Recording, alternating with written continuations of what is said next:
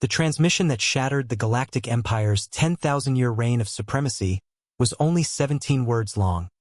You killed Dr. Elena Vasquez. Humanity formally declares war. May your gods have mercy. We won't. Emperor HFY Theta had laughed when the message arrived at the Imperial Palace. From his throne that overlooked 1,000 conquered worlds, the death of one primitive scientist on a backwater research station seemed insignificant. The Empire had destroyed entire civilizations for less than the minerals in their asteroid belts. What could one angry species barely 50 years into space travel possibly do? He learned the answer 48 hours later when Earth's entire orbital defense grid vanished. Not destroyed, vanished. Along with every human ship, station, and colony across 300 light-years. Where did they go? Demanded the Emperor, his 6 arms gesturing frantically at the tactical displays showing empty space where humanity once lived. His strategic advisor's scales had turned pale. We don't know, Divine One.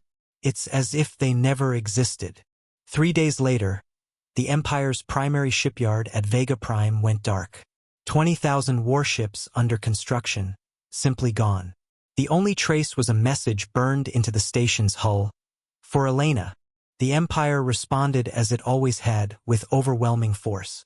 1 million ships converged on Earth's last known coordinates, ready to glass the empty world as an example. They found empty space and another message, floating in a small beacon. Elena Vasquez was a teacher. She taught us about a flower called the dandelion. When threatened, it scatters its seeds on the wind. Admiral Krexar of the Imperial Fleet didn't understand the reference. He would soon enough. The attacks came from nowhere and everywhere. A dreadnought patrolling the outer rim suddenly found its engines offline, its crew watching helplessly as human boarding parties materialized inside their corridors.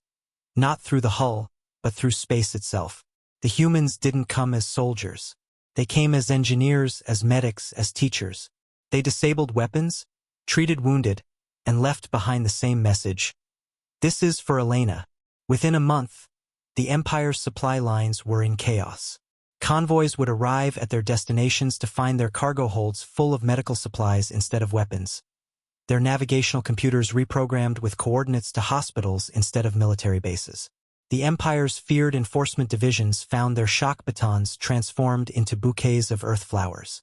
But humanity's true weapon was revealed when the Emperor's own flagship lost power above the capital world. As emergency lighting flickered on, Emperor HFY Theta found himself face-to-face with a human woman who looked remarkably like the scientist they had killed. "I'm Admiral Maria Vasquez," she said quietly. "Elena's sister.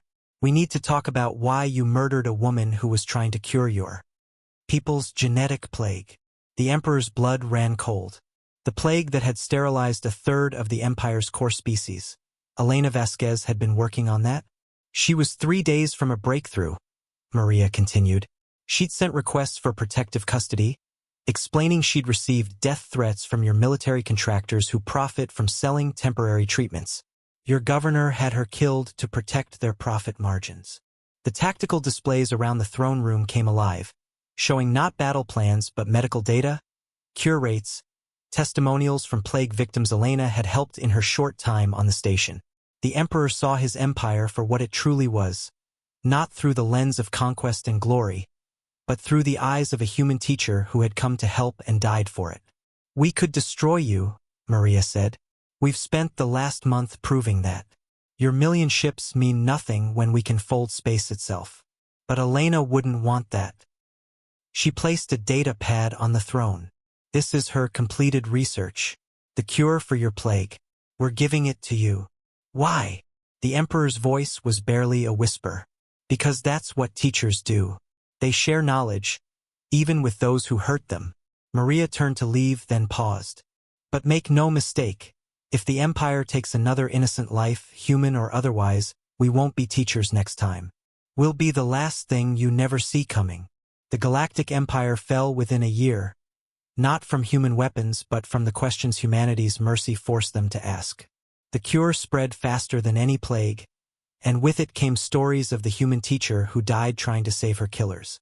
And in schools across the galaxy, children learned about Earth's dandelions, flowers that looked fragile but could crack stone, that bent with the wind but never broke, that scattered their seeds so life would always find a way, just like humanity itself.